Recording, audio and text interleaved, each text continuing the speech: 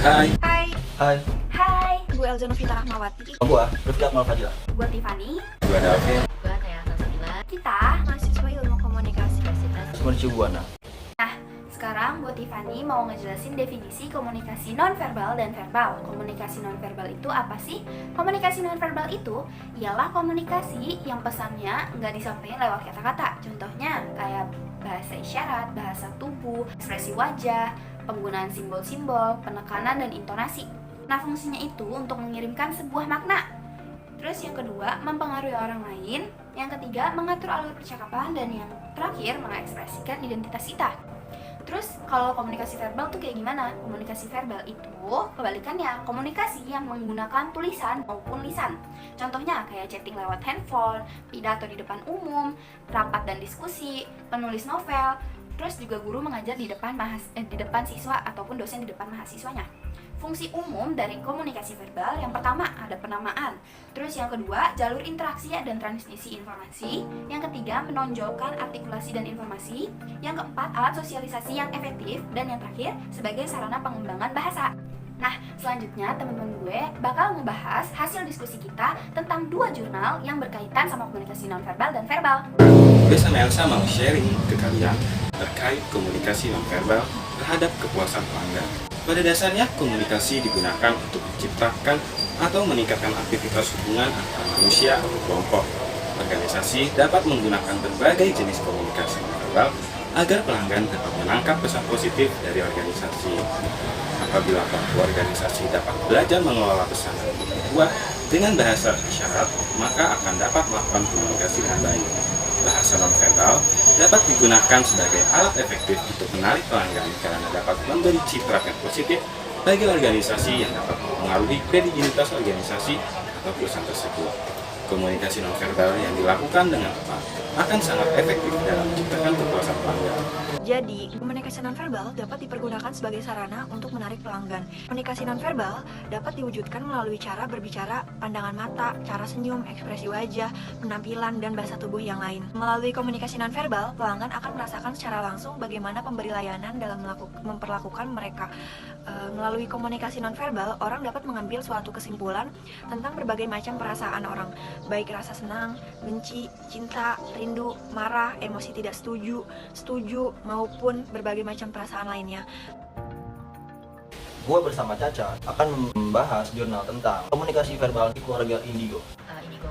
Mungkin jika mendengar kata tersebut, kita akan langsung tertuju kepada seseorang yang bisa melihat makhluk-makhluk yang tidak bisa dilihat oleh manusia biasa, seperti hantu atau halus. John Yordi, seorang terapis menulis mengenai anak indigo, mencoba mengkategorikan karakteristik anak indigo yang sering ditemui, seperti memiliki keinginan yang kuat, mandiri, dengan melakukan apa yang ada di pikirannya, dan memiliki tingkat kesadaran dan kebersamaan yang melebihi pengalamannya. Kemudian secara emosi, mereka dapat dengan mudahnya bereaksi, sehingga tidak jarang mereka memiliki permasalahan dengan kecemasan, depresi, stres. Anak indigo sering didiagnosis mengalami ADD saat mereka menunjukkan perilaku impulsif dan mereka harus tetap bergerak agar selalu fokus. Anak ini sangatlah peka dan dapat melihat, mendengar, atau mengetahui sesuatu hal yang tidak dimiliki orang kebanyakan. Kemudian anak-anak ini belajar secara visual dan kinestetik. Mereka dapat mengingat apa yang terekam dalam otak dan menciptakan melalui tangan. Apabila keinginan mereka tidak terpenuhi, maka mereka merasa kesulitan dan menjadi self-centered. Jika dilihat dari beberapa penjelasan dan contoh kasus yang barusan kita bahas, seorang anak indigo sebenarnya memiliki banyak kemampuan yang tidak dimiliki oleh kebanyakan anak pada umumnya. Namun, dikarenakan pemikiran orang-orang atau perspektif orang yang selalu menyangkut pautkan indigo dengan hal-hal mistis, banyak dari mereka yang hanya ditanyai oleh teman-temannya atau bahkan keluarganya mengenai hal-hal berbau mistis. Contohnya, di sekolah atau di rumah kita katakan ada kuntilanak. Kamu bisa tidak lihat lokasi kuntilanak itu ada di sebelah mana gitu. Namun dalam kasus ini sedikit berbeda. Seorang anak indigo agak malu atau enggan untuk menggunakan kepada anggota keluarga mereka yang lainnya jika diri mereka adalah seorang anak indigo. Padahal keluarga adalah lingkungan pertama yang dikenal oleh seorang anak, dan keluarga pula lah yang sangat berperan bagi perkembangan anak. Seorang anak indigo biasanya hanya diam dan tidak bisa menggunakan pekan dengan bebas apa yang terjadi dengan dirinya tersebut. Di jurnal ini, anak indigo ini mendapatkan keluhan seperti sering diejek dengan teman-temannya atau gurunya yang tidak bisa mengerti maksud dia apa. Dan dia memiliki dampak negatif seperti dia bisa dapat depresi atau menyendiri di ruangan seperti di kamar, dan dia tidak mau bercerita kepada orang tuanya. Dan saya di sini akan menjelaskan bagaimana cara anak indigo saat dia sedang mendapatkan masalah atau menghadapkan masalah. Di jurnal ini saya diberitahu kalau anak indigo itu dapat mengataskan masalahnya dengan cara bercerita kepada orang tua atau bercerita kepada orang terdekatnya. Karena itu bisa membuat mereka lebih nyaman dan bisa lebih terbuka. Dan di sana anak indigo biasanya suka mencurahkan hatinya tentang apa yang dia resahkan, seperti dibully atau diejek sama temannya. Saya di sini dari saya tentang membaca jurnal ini, bahwa anak indigo itu kebiasaan itu dia terjadi pada usia 4 atau sampai 5 tahun. Mereka mengalami itu di umur 4 atau 5 tahun. Anak-anak yang punya indigo baru terjadi pada saat umur segitu.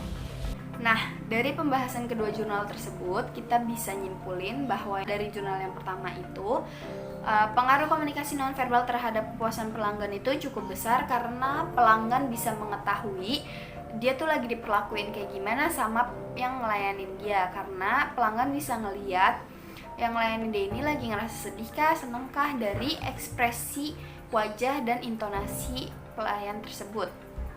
Nah, jadi kalau komunikasi nonverbalnya itu baik dan efektif, maka pelanggan itu juga akan merasa puas dan senang, maka tingkat kepuasan pelanggan pun akan menaik. Kalau misalkan komunikasi nonverbalnya kurang efektif dan baik, maka kepuasannya pun akan menurun. Lalu dari jurnal yang kedua, yaitu komunikasi verbal pada anggota keluarga yang memiliki anak indigo. Dari jurnal ini kita bisa tahu bahwa komunikasi verbal yang dilakukan oleh orang tua sang anak itu kurang efektif, maka menimbulkan sikap tertutup dan penyendiri, bahkan sang anak ini bisa mengalami depresi karena orang tuanya itu kurang peduli sama sang anak dan komunikasi verbalnya itu kurang efektif. Maka dapat kita simpulkan kalau misalkan kita punya keluarga yang indigo ataupun punya kelebihan dan spesial, kita harus melakukan komunikasi verbal yang lebih intens dibandingkan dengan komunikasi verbal dengan orang normal atau orang biasanya. Karena biasanya anak yang memiliki spesial atau kelebihan kayak gitu, itu tuh lebih sering susah bersosialisasi dengan orang lain karena memiliki kelebihan dan sering diejek karena punya kelebihan tersebut. Maka kita harus melakukan komunikasi verbal yang efektif. Dari situ kita bisa nyimpulin bahwa komunikasi verbal dan non-verbal itu sangat berpengaruh dalam kehidupan sehari-hari kita. Nah, sekian Sharing kali ini, Sampai ketemu di video selanjutnya. Kurang lebihnya mohon maaf. Wassalamualaikum warahmatullahi wabarakatuh.